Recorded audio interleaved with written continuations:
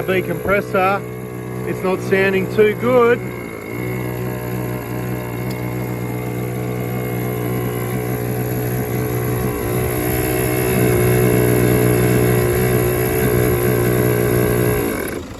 It's dead. That's it. Finished.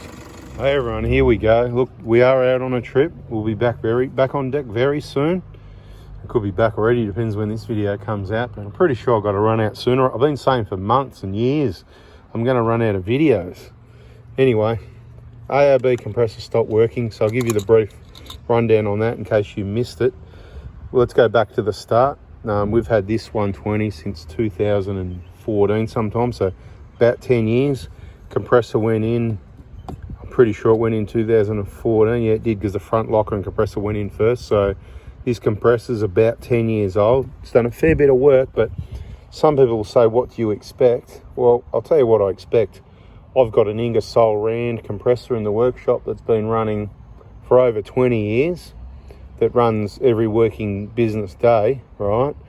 All day, you know, being on, off. That's doing a lot of work, and it hasn't ever had a problem or any maintenance ever. Maybe I'm lucky, but I just think quality, that's what happens. This thing, it only pumps up the tyres when the vehicle's had the tyres let down on it, you know. Trips, day trips, you know, whatever. So it's done a bit of work. I'd say, you could say it's done a lot of work. But on the other hand, I don't think it's really done that much work, because it only works for about 10 minutes at a time. How many times a year are we talking really? 10, 15? It just doesn't add up to a lot of work. And with the whole going on about the quality and the Australian made, and look, this is where we made, and all this sort of thing, I did expect better. I thought for something that's intermittently used, that it was going to last a lifetime. I really thought that'd be what happens. I see a lot of people have got these. They do seem to be pretty reliable, but in a few posts and videos and information I've shared so far, a few people have mentioned, yeah, mine did this, mine did that. So there is a few problems with these compressors. So I'm going to tell you what I know about this one so far and what ARB told me. I did pay a visit to an ARB store. So then some insight for you guys in case it happens to you, or in case you're thinking about getting one. Maybe they're not as reliable. Maybe there's some other options out there that are maybe cheaper or better, or cheaper and better, or something along those lines. I'm not sure what I'm going to do yet. Depends what the fault is. We've got to get to that. That's not this video. But what I know so far is it's 10 years old. It's done a lot of work. You could say, yeah, you know, it owes me nothing. I'm happy with that. But to be quite honest, I want a lifetime out of it. A lifetime is as long as me or the vehicle lasts. So I'd expect to see 20, 30 years out of it for something that's intermittent use, that's kept in reasonably good condition. As you can see, all the connections are good, everything's pretty clean. Of course, there's probably a bit of dirt and dust and that sort of thing you could clean, but I don't think that's the cause of any of the issues. Now, this is what's happened, okay? So on this trip about, I don't know, a few air ups ago, let's say I've probably aired up 5 or 6 times already on this trip. Probably maybe the second or third one in, so 3 or 4 air ups back, I noticed when it was pumping, it was surging, which I never noticed before. Well, doesn't sound good. I said to Mark, I said, mate, I don't know if this compressor is going to make the trip. Doesn't sound good. Like, you've got a new one, because his one, you know, the King's one, the double pumper, like I've got in the Hilux, I think that's what it was. It failed, so they fail as well. And that was only a year or 2 old. So, you know, just because this has failed, and I might not be happy, it could be a better option than those other things, but you never know. We'll see how that goes. You can probably put in the comments, let us know what compressor you've got and how many years you've had it, how many times it's pumped up the tyres, this sort of info, to give people an idea, and if it's been reliable so far, or what failures you've had, so people can look at these videos and have a look at the comments and go, right, okay, right. It's a genuine survey feedback thing, right? So that'd be good. So anyway, it was surging and carrying on. Then the other day we were down the dunes, and I haven't cleaned the car yet, so you can see it looks like I've been driving through a plaster factory, I think he said. Anyway, it did this tyre, and as it was getting towards the end, I heard it surging, so I disconnected, I took it off, I put it on the back tyre, and I already had a look, open up the fuse to have a look at the connections, make sure there wasn't anything obvious, and I didn't really see anything. So I put on the back tyre, it started pumping normal again, listened to it for a minute, seemed to be normal. Probably got a fair way into that tyre. I'd say it was probably on 3 or 4 minutes.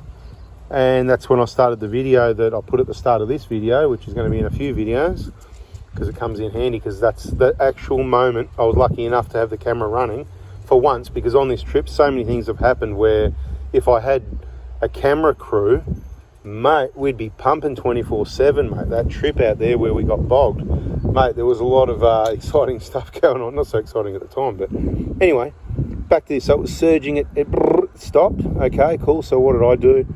I borrowed Mark's compressor, of course. We pumped up the tyres, we drove home, got back. Well, you know what, I might have a look at this compressor, popped the bonnet, opened up the fuse, pulled the fuse out, and what did we see? That's what we saw, a blown fuse. So you go, oh, goody, there could be an issue. Oh, there's a bit of corrosion there on that terminal. And I went, no, not really, but let's, oh, look, you know, there's a bit on there. I'm thinking a bit of water's been in there, but I don't think that's the cause of any issues, really. Anyway, so I tried to sort out a fuse. I thought, you know what, ARB will have them. So I called up the local ARB store. They didn't. I was driving past. I was in the area. They didn't answer. Oh, whatever. So I rang another one. They were somewhere else. He kept me on the phone for ages, but didn't really know much. You know, it wasn't much help, to be honest. Said he'd call me back. Never did. So you just got to watch. Some of the customer service at ARB's is absolutely awesome. I'm sure that's what they want, but it's not always consistent. Anyway, got back to base. Found this fuse. Then I rang that ARB again, and they answered the phone. I said, mate, you got these fuses? He said, yeah. I said, what are they worth? He goes, I'll just come down. I'll give you one.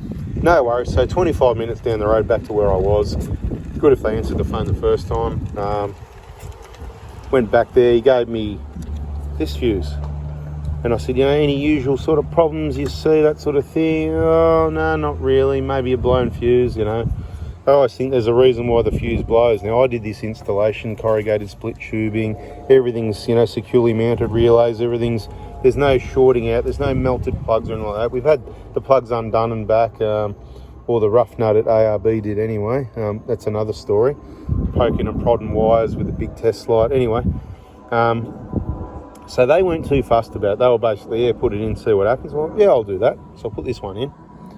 And you can see what happened. What happened was, I turned it on, it went, and that was about it. Which sort of says to me, it's kind of seized, it doesn't want to turn. It's not an electrical fault. Electrical fault that stops it, like a pressure switch or a heat thing, it's not going to make it surge. So the surging I was a bit suspect on. I wasn't sure about the electrical, but looking at it, I thought, no, I don't think it's that. Anyway, so I was a bit sus on anyway. So what he says to me, he talks about a front plate or something, a front cover, something for about $30, bushes, brushes, something or other. I don't think it's that. He talks about at the front here, you take the air intake, the filter thing off, and you look in there, there's a clip, you have to get the compressor out. So that's the next thing that's going to happen. Look, subscribe, turn the bell on. We'll let you know when we're back on deck for more videos, parts and all that stuff. But when we get back, one of the first things we're going to do, we're going to get this compressor out. I don't really like working on trips, do you? Which is why I try and use reliable stuff. Once again, it's always the aftermarket stuff, and you get the good brands, and sometimes it's maybe not that good. I mean, 10 years is good, but it still let me down on a trip. Couldn't be on a day trip, could it? Had to be on like a 5-6 week trip that we're coming towards the end of now. We're on the home straight. We're on the way back. By the time you see this video, like I said, we could be back on deck, but I'll let you know in a video when we're back on deck. Could be still washing the car, mate. That mud's still under there. But anyway, he said there's a clip in there, and maybe it comes off or it comes loose, and you'll be able to see anyway. So sometimes you just need to refit that, so that's got to be checked. It could be a motor, he said, so obviously they've seen it before. Apparently that's about a couple $100, $220 for the motor side of it. When I got this compressor, the whole compressor was $250 worth, okay? So apparently these are about $450 now. Let me know in the comments, I don't know. And the motor about $220, not sure. Of course I got another fuse, but I'm not going to put it in. We're just going to keep popping fuses. Another plane just went over, sorry about that. So yeah, what we need to do is find out what's causing the load to pop the fuse. These fuses are doing what it's meant to do. That's where it's at the moment. So no compressor for the rest of the trip. Just borrow other people's compressors. Hey, get them to park around me, pump up the tyres. And no front locker, that's right, because this solenoid's for the front locker. But what we're doing, I don't think we need that. So the open diff will be fine. So it's nothing really to worry about, to be quite honest. It's all happy days. I think a bit of this wiring got moved around. I'm not sure where it actually really was. Yeah, because it was somewhere. But anyway, it doesn't matter. I'll sort it out later. Anyway, I just wanted to let you know where it was at. And yeah, we're going to run out of some videos, but so I'll try and get some more videos on the run for you. Literally, when we run out, we run out. And we're going to be in some remote places on the way back. So I might forget to put them out the wrong dates, or forget to do it, or not have phone service. And either way, it's a bada bing, bada boom. I was just letting you know what's happened with this thing and what I know so far. If you got any info, put it in the comments to help me or any of the others. And yeah, there'll be a video rebuilding this, and we might even get a few people together and have some fun doing it. So bada bing, bada boom. We'll catch you on the next video. Thanks for listening. Catch ya.